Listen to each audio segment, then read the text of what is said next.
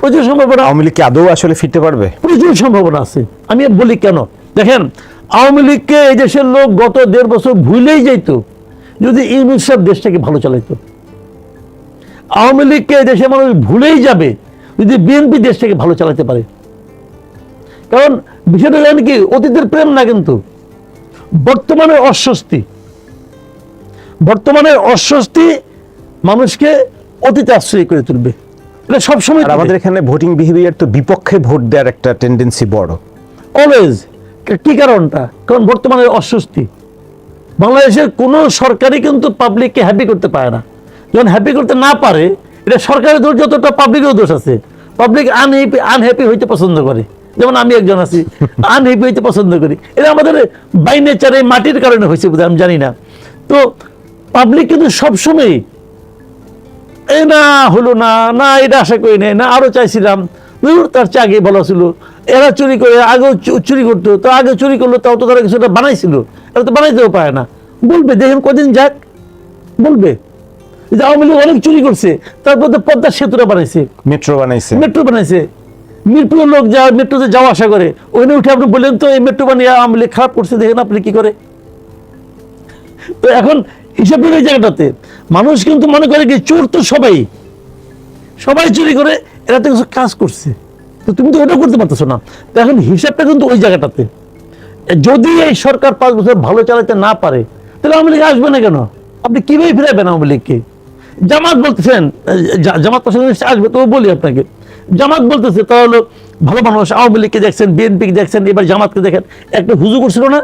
আচ্ছা বলো এটা কেন উঠছিল? হুজুগটা উঠছিল এখানে, ওনারা কিন্তু মানুষের সাইকোলজিটা বুঝতো যে গ্রামে একটা প্রবাদ আছে, কিন্তু সেটা হলো কি, সেই লোকটা তত বেশি ভালো যার সম্পর্কে আপনি যত কম জানেন,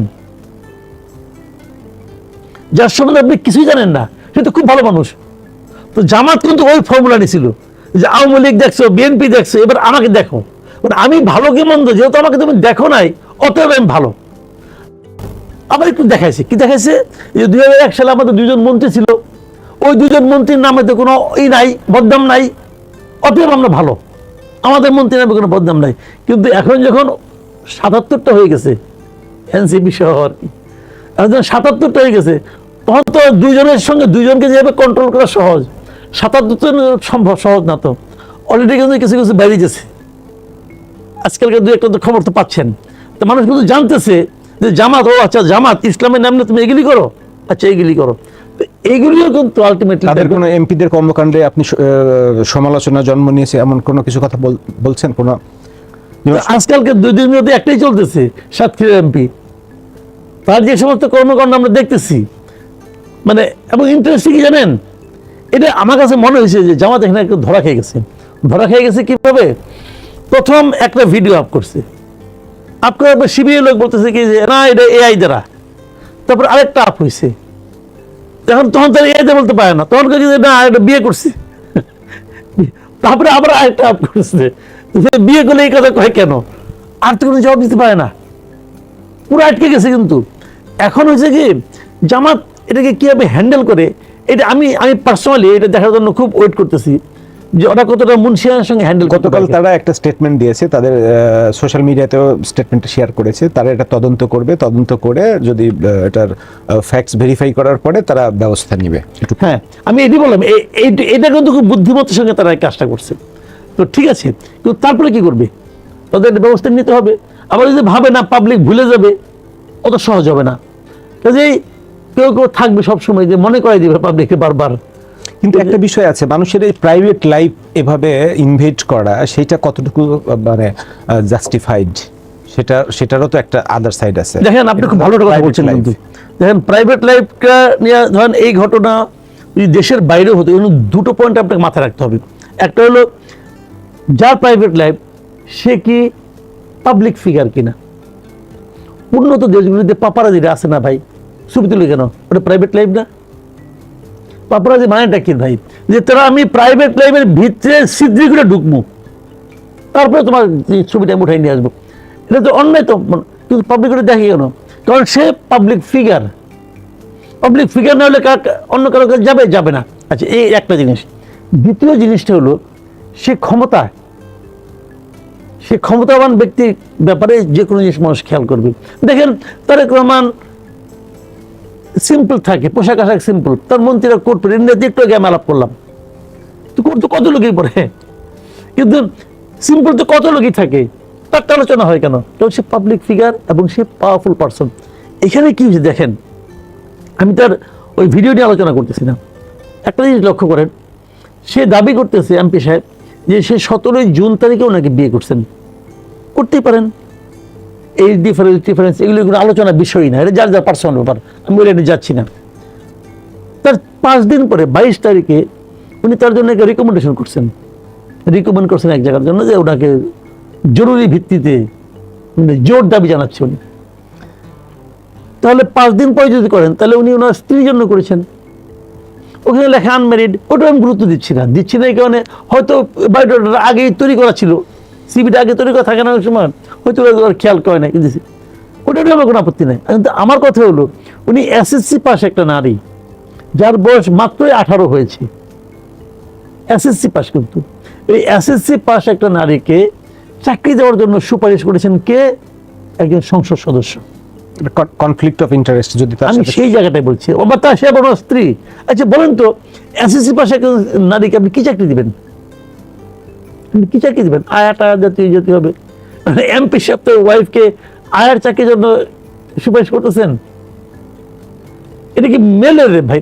আমি এই জায়গাগুলিতে বলছি, তার মানে উনি কনফ্লিক্ট অফ ইন্টারেস্ট যেমন আছে, তেমনি এখানে এক ধরনের প্রতারণাও আছে। তো এই কাজটা কে করছে? একজন ল মেকার। এটা কিন্তু একটা ভয়ঙ্কর ব্যাপার। আমি ওই জায়গাটাই বলছি। আজকে দেখলাম আবার আমার দেশ পত্রিকা তারা একটা অডিও ছেড়ে দিচ্ছে, যে উনি ওই কাজী সাহেবের সঙ্গে আলাপ করছে, যে কাজী বিয়ের, সে বলতেছে সে তো ফোনে করছে সবকিছু। তো এটাও তো এক ধরনের, আমি মনে করি এক ধরনের ঠিক না কাজগুলো। যাই হোক, এখন ল মেকার যেগুলো করেন, তো সেই জিনিসটা কিন্তু একটা খারাপ ইঙ্গিত দেয়। এই ধরনের লোককে নিয়ে জামাত কিভাবে হ্যান্ডেল করবে, কিভাবে তাকে হজম করবে, নাকি উগরে দেবে, এটা দেখার বিষয়। আবার তারাই কিন্তু দেশের সংস্কার চাচ্ছে, তারাই দেশটাকে নতুন করে গড়তে চাচ্ছে। এই ধরনের লোক নিয়ে কিভাবে দেশ গড়বে, আমি এখনো বুঝতে পারছি না। ইনস্টেড করার জন্য ওয়েট করি, দেখি কি হয়, ঘরে ঘরে কতটুকু সংস্কার হয়। করে সংস্কার। আপনি প্রধানমন্ত্রী সংসদ নেতা তারেক রহমান সম্পর্কে কথা বলছিলেন, বেশ অনেকখানি বিশ্লেষণ করেছেন। বিরোধী দলের নেতার সম্পর্কে আপনার মূল্যায়ন কি? তার ভূমিকা সংসদের বাইরে? খুব ইন্টারেস্টিং বিষয় জানেন, আমি না এই দুইটা লোককে পছন্দ করি। তারেক রহমানকে করি, শফিকুর রহমান সাহেবকে পছন্দ করি। মানে জামাতের ট্র্যাডিশনাল যে সমস্ত লিডার আছে, তাদের মাঝখান থেকে ওনাকে আমার কাছে একটু ডিফারেন্ট মনে হয়েছে। এটা বহুদিন ধরেই মনে হয় যে উনি রহমান ভার্সাস রহমান কেমন চলছে? দুজনই ভদ্রলোক আমার ধারণা, এবং আমি শফিকুর রহমান সাহেবের মুখ থেকে কিন্তু এ পর্যন্ত মানে এমন কোনো কথা শুনি নাই যার উপর ডিপেন্ড করে ওনার প্রতি অশ্রদ্ধা আসতে পারে। উনি ভালো, উনি মানে খুবই সেন্সিটিভ লোক, এবং ভেতরে কথাবার্তা যেগুলি বলেন শুনতে আমার কাছে ভালোই শোনা যায়। বরঞ্চ চিফ হুইপ সাহেব আমার একটু ঝামেলা আছে, বিরোধী দলের চিফ হুইপ, উনি যে সমস্ত কথাবার্তা বলেন যেগুলো, এগুলো আমার কাছে ঠিক পলিটিক্যাল মনে হয় না। মানে এনসিপির আহ্বায়ক নাহিদ ইসলামের কথা বলছি, ওনারটাই বলছি আর কি, এগুলো আমার পছন্দ হয় না। কিন্তু মানে শফিকুর রহমান সাহেব ঠান্ডা মাথার লোক, ভালো। যেগুলি বাইরে বলেন এগুলি ওনার পলিটিক্সের ব্যাপারে, ওনার পার্টির যে দৃষ্টিভঙ্গি, এটি দিয়ে বলবেন উনি। ওইখানে হয়তো মানে কিছু কথাবার্তা বলতেছেন, কিন্তু আমার কাছে ওনাকে সংসদে ওনার পারফরমেন্স আমি পছন্দ করি। আপনি বিরোধী দলের চিফ হুইপের কথা বলছিলেন, তাহলে এনসিপি পলিটিক্স কোন পথে যাচ্ছে? এনসিপি জামাত, এনসিপি না এখন আওলা হয়ে গেছে, সত্যি কথা বলতে কি, কারণ এনসিপি নিজেরাও বুঝতে পারছে তাদের অবস্থানটা কি। এনসিপি নিজেরা ওদের জীবনে ভুল একটা বড় ভুল করছে, এটা জামাতের সঙ্গে যায়। এখন লোকে এদেরকে জামাতের বি টিম ছাড়া আর কিছু মনে করে না। এনসিপির এখন জামাতের সঙ্গে একীভূত হওয়া ছাড়া বাংলাদেশে যে নির্বাচনের রাজনীতি, এই রাজনীতি তাদের কোনো ভূমিকা থাকবে না আগামীতে। এবং তার চেয়ে বড় কথা যে এনসিপি একা একা ইলেকশন করলে কিছুই করতে পারবে না। আর এনসিপি আলাদা একটা রাজনীতি, সেটাও তারা জনগণের সামনে আর এখনো নিতে পারে নাই। যদি তারা বলতেছে যে জামাতের সঙ্গে আমাদের একটা রাজনৈতিক ঐক্য হয়েছে, আমাদের রাজনীতি আলাদা বলতেছে মুখে, বাট পাবলিক এনসিপির আলাদা রাজনীতি দেখছে বলে আমার কাছে মনে হয়। সামনের দিনগুলোতে তাদের আলাদা রাজনীতি এটা থাকবে না, হিসেবে গড়ে ওঠার কোনো সামনের দিন এনসিপি বাংলাদেশে একটা নো পার্টি হয়ে যাবে, আপনি নিশ্চিত থাকেন। সামনে এই যেমন স্থানীয় সরকার নির্বাচন হবে, তারা যদি একা নির্বাচন করে একটা আসনে তারা জামানত রাখতে পারবে না। স্থানীয় সরকার নির্বাচনে যদি তারা একা নির্বাচন করে একটা আসনে তাদের জামানত থাকবে না, এবং বিগত নির্বাচনে যদি তারা একা নির্বাচন করতো তাদের কোনো আসনে তাদের জামানত থাকতো না। যারা জিতছে তাদের জয় নিয়েও তো নানা রকম আলোচনা আছে না, কাজে ওটা তো বিশ্বাস করে না কেউ। এনসিপি যা দিচ্ছে, সরকারি দল হিসেবে বিএনপি কেমন করছে, কেমন আছে? বিএনপির তৃণমূল ভালো করছে না। পত্রপত্রিকায় বিভিন্ন সময়ে বিভিন্ন রকম অভিযোগও আসছে, ভালো করছে না। কোনো একটা আলোচনায় এসে, আমার এই আলোচনায় কোনো একজন অতিথি বোধহয় বলেছিলেন যে প্রধানমন্ত্রীর সামনে তার সবচেয়ে বড় চ্যালেঞ্জ বা অবস্ট্যাকল হচ্ছে তার নিজের দল। একদম অবধারিত। উনি যিনি বলছেন তাকে আমার লাল সালাম, উনি একদম ভালো কথা বলছেন, কথা সত্য। দেখেন, শেখ হাসিনা সরকারের বিদায়ের পর সারা দেশে বিএনপি লোকরা কিন্তু নানা রকম অরাজকতা তৈরি করছে, এবং এই জন্য বিএনপি অনেক লোককে, প্রায় 5-6 হাজার লোককে তারা কিন্তু বহিষ্কার করছে।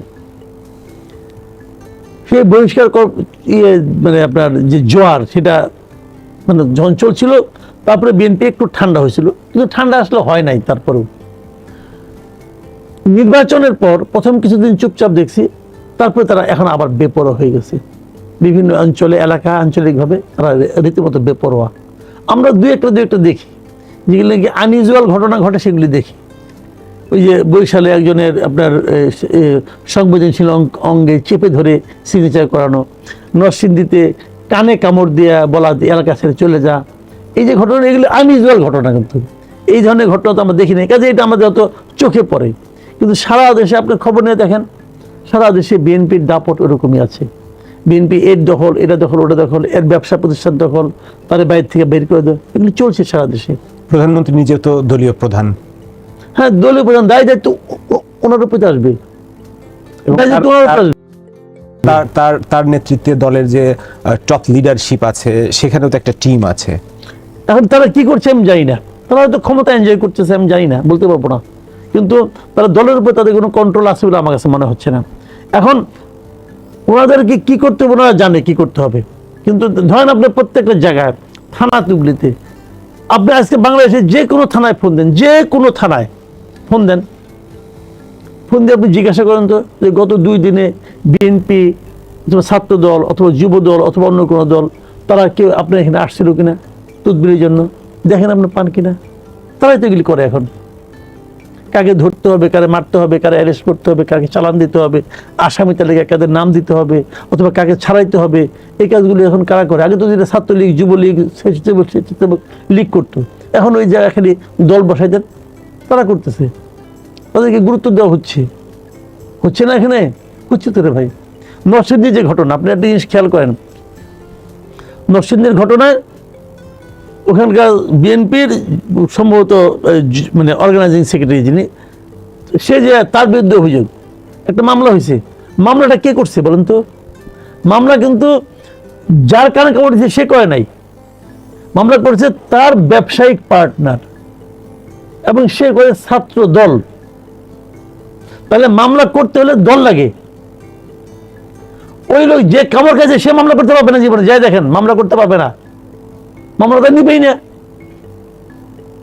ছাত্র দল যে মামলা, দলের লোক যে মামলা করছে, এই অপরাধে ওই ছাত্র দলের যে ছেলেটা সজীব নাকি যেন নাম, ওর বাড়িতে আগুন ধরাই দিচ্ছে, ওর অফিসে আগুন ধরাই দিচ্ছে। ওখানে তো 15টা বোধহয় পোষা পাখি ছিল, সবগুলি পাখি মারা গেছে। ওখানে তারেক রহমানের ছবি ছিল, বেগম জিয়ার ছবি ছিল, সব পুড়ে গেছে। আগুন তো এগুলো বুঝবে না, আগুন সবাইকে পুড়াই দেয়, পুড়াই দিছে। তারপরে যে কামড় দিছে সেই তার পক্ষ হইয়া পৌর বিএনপি, যেখানে ওখানকার যে বিএনপি যে শাখা আছে, তারা দায়িত্ব নিয়ে তারা প্রেস কনফারেন্স করছে, ওইখানে উনি এগুলি করে নাই। তো উনি এগুলি করে নাই, তো এখানের মধ্যে কামড় দিল কে? সেলাই হয় নাই? সেলাই তো হয়েছে, 4টে সেলাই লাগছে। তাহলে দল নিয়ে নিছে দুর্বৃত্তের পক্ষ, তার মানে পুরো দলটাই এই কাজটা করে, যখন যা সুযোগ পায় তার উপরে করে। এখন দল যদি সাথে না থাকে, আপনি যেটা চাইছেন, আপনার দল যদি সেই স্পিরিটে না থাকে, তাহলে আপনি যেটা চাইছেন, আপনি যে চেঞ্জটা আনতে চাচ্ছেন, সেটা কতটা সম্ভব? কঠিন হবে। রাজনৈতিক সংস্কৃতি পরিবর্তনের কথা যেটা আমরা বলে থাকি, সহজ হবে না তো। আমি তো বললাম না হতাশ হয়ে যান, আমি তো উদ্বেগ আছে এই কারণে। দুর্নীতি দমন হবে কিভাবে? কিচ্ছু হবে না, দুর্নীতি এরাই করবে। দুর্নীতি কে করে? আমি একটা সিম্পল এক্সাম্পল দিই আপনাকে। আপনার মনে আছে অন্তর্বর্তীকালীন সরকার আমলে এই বিয়াম অডিটোরিয়ামে একজন লোক ABM সাত্তার, খালেদা জিয়ার সময় পিএস ছিলেন, খালেদা জিয়ার সময় সাবেক সচিব, উনি এখানে বলছিলেন যে 8 জন উপদেষ্টার দুর্নীতির তদন্ত রিপোর্ট তার কাছে আছে। বলছিলেন না? প্রকাশ্যে বলছিলেন, সবাই হাততালি দিয়েছিল। ওখানে যারা ছিল সব প্রশাসনের লোক, কিন্তু সবাই প্রশাসনের লোক, তার মানে মিলে গেছে, সবাই হাততালি দিয়েছে। সেই 8 জনকে উনি তখনও বলেন নাই, এখনো বলেন না। এখন তো উনি প্রিন্সিপাল সেক্রেটারি, তখন তিনি বলতে পারতেন যে আমার হাতে ক্ষমতা নাই, বলে লাভ কি? বললাম না। এখন বলেন না কেন? এখন ওদের বিরুদ্ধে অ্যাকশন নেন না কেন?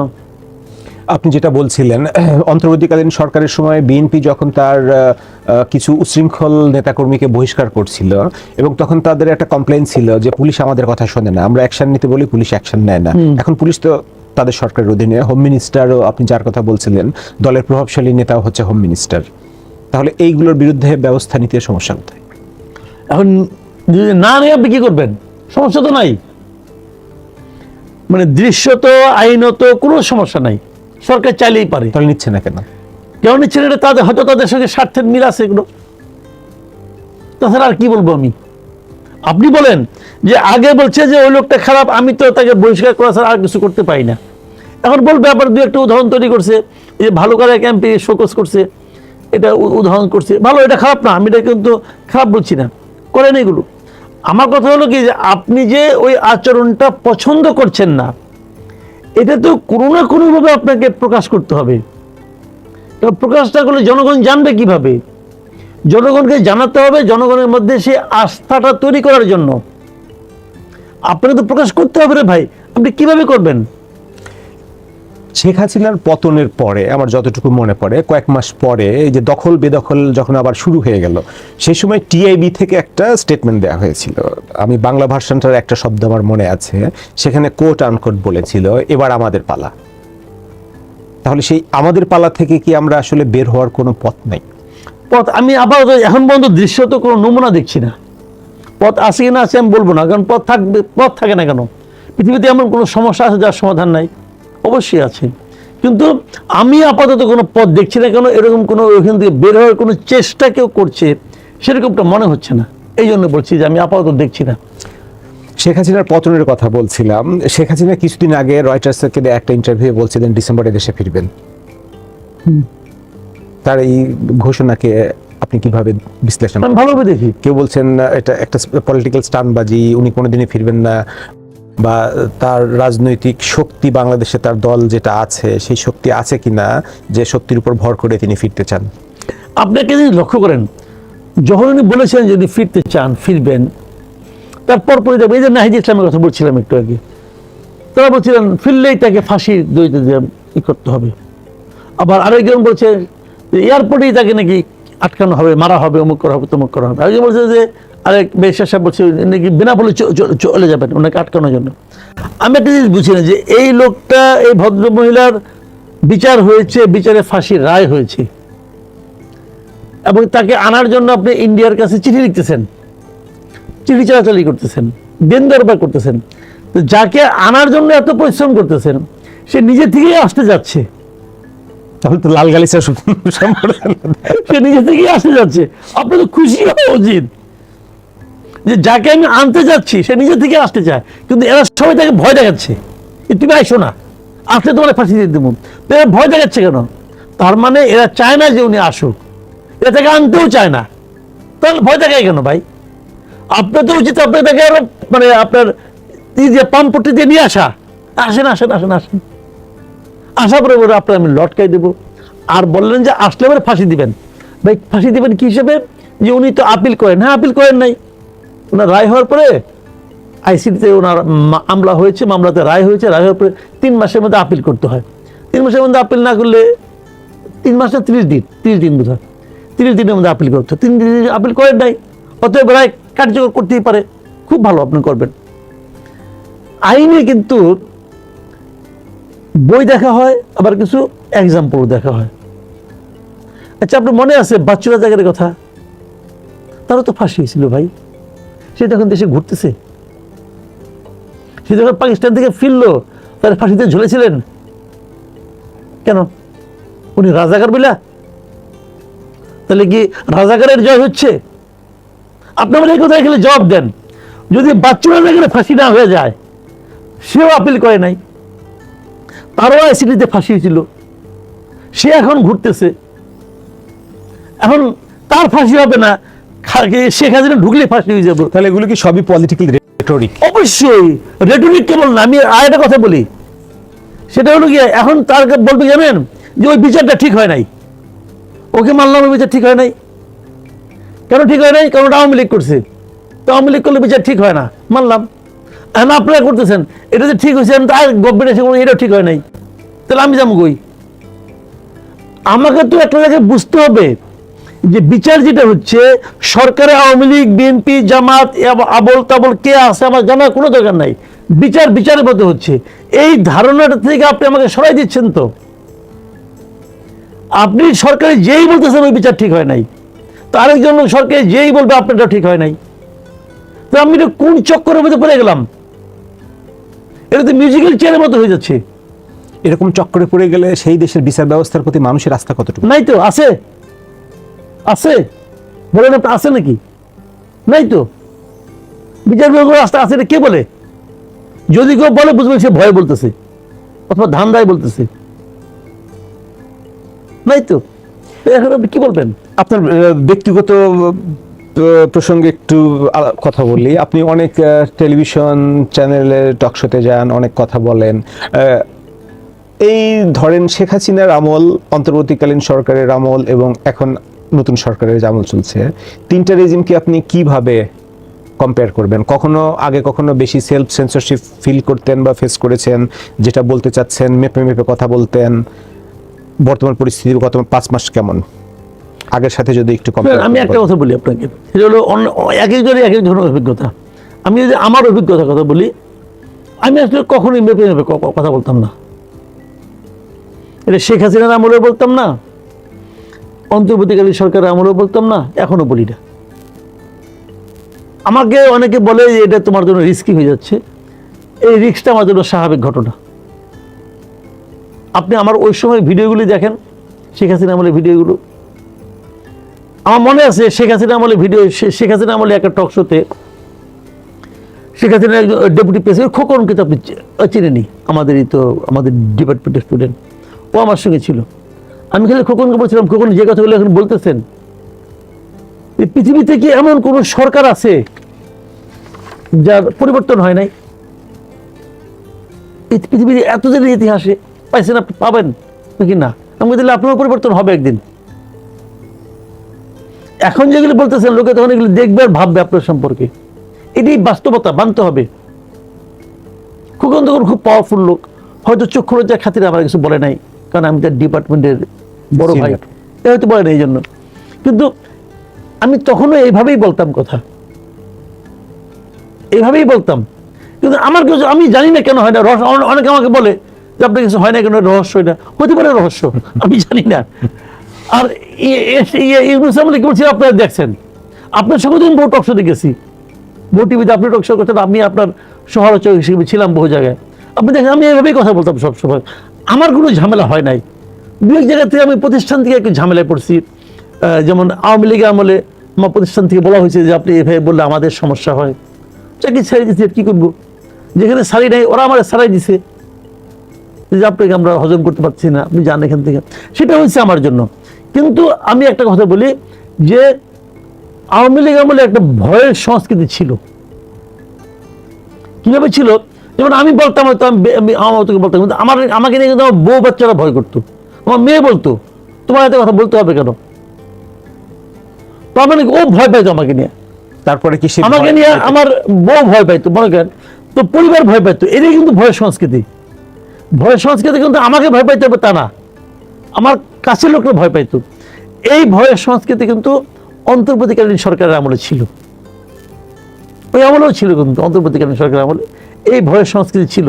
যখন নাকি আমাদের দু একজন সাংবাদিক বন্ধু আনিস আলমগীর বলেন, মঞ্জুর আলম পান্না বলেন, এরা যখন গ্রেপ্তার হয়ে গেল না, তখন কিন্তু এই ভয়ের সংস্কৃতিটা আরো তীব্র হয়েছিল। এই আর আমলে কিন্তু হাসিনা আমলে কিন্তু এইভাবে হয় না গ্রেপ্তার, কথা বলার জন্য গ্রেপ্তার হয়ে গেছে তা কিন্তু না, অনেক গুম হয়ে গেছে, কিন্তু এই কথা বলার জন্য গ্রেপ্তার হয়ে গেছে তা না। কিন্তু এই গ্রেপ্তারের এই আতঙ্কটা কিন্তু আমি অন্তর্বর্তীকালীন সরকারের আমলে বেশি পাইছি, এখন পাই না, এখন আমি একদমই পাই না। এখন তো অনেকেই বলতেছে, আমি না কেবল, অনেকেই বলতেছে, বলবে না কেন, এবং এখন পাই না কেন জানেন, সরকার প্রধান নিজে বলতেছেন যে আমি এগুলো এনকারেজ করি। সরকার প্রধান নিজে নিজের কার্টুনকে দিয়ে বলতেছেন যে এই ধরনের কার্টুন আমি আবার দেখতে চাই, বলতেছেন। তো আমার সঙ্গে ওনার যতবার কথা হয়েছে আমি ততবার ওনাকে বলছি আপনার কাছে আমি একটা জিনিস চাই, সে হলো আমাকে কথা বলতে দিয়েন। ওইকে আপনাকে কথা বলতে না করছে কে? আমরা তো কাউকে কথা বলতে না করি নাই। আপনারা বলবেন এই গ্যারান্টি আপনাকে আমি দিচ্ছি। সরকার প্রধান নিজে আমাকে কেবল মানে কি আমাদেরকে দিচ্ছে, পুরো সাংবাদিক সমাজকে এই গ্যারান্টি দিচ্ছে। এই আপনারা কথা না বললে আমরা বুঝবো কি এখনো কারাবন্দী অবস্থায় আছে। আচ্ছা, এটা একটা মানে আরো কথা বলছেন যে অনেক সাংবাদিকদেরকে আপনারা আটকে রাখছেন, ভাই তাদের বিরুদ্ধে আপনি মামলা করছেন, তাদের বিরুদ্ধে অনেক মামলা হতে পারে, তারা আওয়ামী লীগ সরকারের সুবিধাভোগী, কোনো সন্দেহ নাই। আপনি ওই মামলাটা করেন, আপনার তার বিরুদ্ধে হত্যা মামলা করছেন, অমুক মামলা করছেন, তমুক মামলা করছেন, আইসিটিতে মামলা করছেন, ঠিক আছে নাকি এদের বুদ্ধি চলে এগুলো করছে, এটা হলো কিছু। এই সমস্ত সাংবাদিকদেরকে আপনারা যতদিন জেলখানে আটকে রাখবেন ওনাদের জামিন হওয়া উচিত। মানে সম্পাদক পরিষদ প্রধানমন্ত্রীর সঙ্গে দেখা করে একটা তালিকাও দিয়ে এসেছেন, দিয়ে আসছে, কিন্তু সম্পাদক পরিষদ কি এই তালিকাটাকে বাস্তবায়ন করার জন্য নিয়মিত তাদেরকে প্রেশার দিচ্ছে? প্রেশার দেওয়া উচিত। আমি গেলাম, দেখা হলো, দিলাম, এসে বললাম আমি তো আছি তোমাদের সঙ্গে, আমি তালিকা দিয়েছি, এটা কোনো কাজের কাজ না, তাদেরকে নিয়মিত প্রেশার দিতে হবে। উনি হয়তো ভুলে গেছেন অথবা অন্য কাজ করতেছেন, কিন্তু এটা বলতে হবে। এটা হলো জানেন, দেশে অবাধ সাংবাদিকতার একটা সুযোগ আছে, কিন্তু তার মধ্যে আবার এটা নাই, এদেরকে আপনি আটকে রাখছেন। এটা কিন্তু আপনার ওই যে সাফল্যটা ওটাকে ম্লান করে দেয়, এটা করা উচিত না। আর একটা জিনিস হলো আপনার সরকারের বিভিন্ন পদে যেখানে যার সঙ্গে নাকি আপনার মিডিয়ার সঙ্গে সম্পর্ক আছে, এই পদগুলোতে দলীয় সাংবাদিক বসানো উচিত না। দলীয় সাংবাদিক সব জায়গায় নিয়ে বসাচ্ছেন আপনি, এটা ঠিক না। এতে কি হয় জানেন, অন্য সাংবাদিকদের মধ্যে দলদাস হওয়ার একটা প্রতিযোগিতা শুরু হয়, যে এই প্রতিযোগিতা ফার্স্ট হওয়ার কারণে উনি ওই পোস্ট পাইছে, তাহলে আমি তো পাইলাম না, ঠিক আছে আমি এখন ওর চেয়েও বেশি হব। নির্বাচনের আগে বা পরে মির্জা ফখরুল ইসলাম আলমগীর এই সংস্কৃতির সমালোচনা করেছিলেন, সাংবাদিকদেরকে বলেছিলেন যেটা হচ্ছে আপনি যেটা বলছিলেন দলদাস না হতে। উনি ওই জন্য বলেন যে 2 দিন আগে বলতেছেন যে আমরা দলীয় আনুগত্যপূর্ণ সাংবাদিক চাই না, কিন্তু এটা বললে তো হবে না। আপনারা তো সে প্র্যাকটিসটা করার জন্য আপনারাই ব্যবস্থা করে রাখছেন, আপনারা তো করতেছেন। এই ধরনের সাংবাদিকের যে আপনার দলের জন্য, যেমন আমি একটা এক্সাম্পল দিয়ে বলি, কয়েকদিন আগে দেখলাম যে একজন লোককে দিল্লিতে প্রেস সেক্রেটারি বানানো হয়েছে, প্রেস মিনিস্টার পোস্ট দিছে, এবং এরপরে যত সাংবাদিকের সঙ্গে আমার দেখা হয়েছে তারা বলতেছে কি জানেন, ওকে কেন বানাইলো, ওর চেয়ে বেশি কি আমার ভূমিকা নাই, ওর চেয়ে বেশি কি অমুকের ভূমিকা নাই। তার মানে কি দলের জন্য কতটুকু আমি মানে নগ্ন হতে পেরেছি, আমার সেজদাটা কত লম্বা সময় ধরে ছিল নেতার পায়ের কাছে, তার উপর নির্ভর করে ওখানে আমাকে বানাতে হবে। যাকে বানাইছে তাকে আমি ভালোভাবে চিনিও না, কিন্তু আমার কথা হলো কি, এটা তো কম্পিটিশনের ব্যাপার না, এটা যোগ্যতার বিষয়। যাকে বানাইছে উনি যে যোগ্য হন ঠিক আছে, উনি যোগ্য না হন ঠিক নাই। ওনার ঠিক থাকা না থাকাটা হবে কি যে উনি কতটুকু এই কাজটা করতে পারবেন তার উপর নির্ভর করবে, কিন্তু কে কতটা অনুগত, আনুগত্যের বিচারে কারণে নির্ভর করছে, আনুগত্যের বিচারে কারণে বিচার করতে বলা হচ্ছে। এই যে জায়গাটা, এই জায়গাটা ওনারা শুনতেছেন না, শুনতেছেন। মাসুদ কামাল, আমরা আলোচনার শেষ পর্যায়ে চলে এসেছি, অনেক হতাশার কথা বললেন, একটু আশার কথা বলার মতো কিছু আছে কিনা? না, আমি তো আশাবাদী, হতাশার কথা না। এগুলো লোকে কিছু কিছু সমালোচনা কিন্তু আলটিমেটলি মানুষকে আশার দিকে ধাবিত করে। আমি যখন বুঝতে পারবো আমি আমার কোন জায়গাগুলোতে নিয়ে মানুষের কি চিন্তা, আমি সরকার প্রধানকে বলছি, সরকারকে বলছি যে আপনারা যখন বুঝবেন যে আপনাদের কোন কোন বিষয় নিয়ে সাধারণ মানুষের কি চিন্তা, কি নেতিবাচক চিন্তা, যখন আপনি শুনবেন তখন আপনি নিজেরাই চিন্তা করতে পারবেন তাহলে এখানে কোনো ভুল আছে। যদি ভুল থাকে চেঞ্জ করবেন, ভুল না থাকলে চেঞ্জ করবেন না, আপনার ইচ্ছা, কোনো সমস্যা নেই। স্তুতি শোনার তো দরকার নাই, স্তুতি করার জন্য তো আপনার এখানে পেইড লোক আছে, তারাই করবে। কিন্তু এই জিনিসটাকে আমি মনে করি যেটা একদম নিরাশার কথা না, আমি কিন্তু আশাবাদী। আমি এখনও আশাবাদী 180 দিন আমি দেখব, 180 দিনের পরে সরকার কি ব্যবস্থা নেয় ওটাও দেখব, তাহলে আমরা একটা স্টেজ বুঝতে পারবো। তারপর সংস্কার ইস্যুতে কার জয় হয় কার পরাজয় হয়। শুনেন ভাই, আমি একটা কথা বলি, জুলাই শুনে বলি আপনাকে, সংস্কার অথবা সংশোধন, এটাই তো মূল ইস্যুটা। ভাই আপনি খাবেন ভাত, এখন এই ভাত আপনি কিভাবে রান্না করবেন, গ্যাসের চুলায় না কেরোসিনের চুলায় নাকি কাঠের খড়ির চুলায়, এটা ইম্পর্টেন্ট না। না, টেস্ট চেঞ্জ হয়ে যায়। ওটা ইম্পর্টেন্ট না, ভাত তো হইলো। এখন এদের মধ্যে ওইটা নিয়ে মারামারি, এদের না তোমাকে এটা স্টোভে রান্না করতে হবে, কেরোসিনের চুলায় রান্না করতে হবে, না গ্যাসের চুলায় রান্না করতে হবে। ভাই এগুলো ইম্পর্টেন্ট না আসলে, এরা হলো কি নন ইস্যুকে ইস্যু বানাচ্ছে। আমি তো আগেই বললাম যে বিএনপি এবং জামাতকে আমি অনুরোধ করবো, ভাই নন ইস্যুকে ইস্যু বানিয়ে যদি নিজের যে এনার্জি এটা তো লস করেন, তাহলে যাদের ফেরানোর জন্য যাদেরকে বিতাড়িত করছেন তারা যখন ফিরবে ওই জন্য কিছু এনার্জি রেখে দিন, ওরা কিন্তু ফিরবে।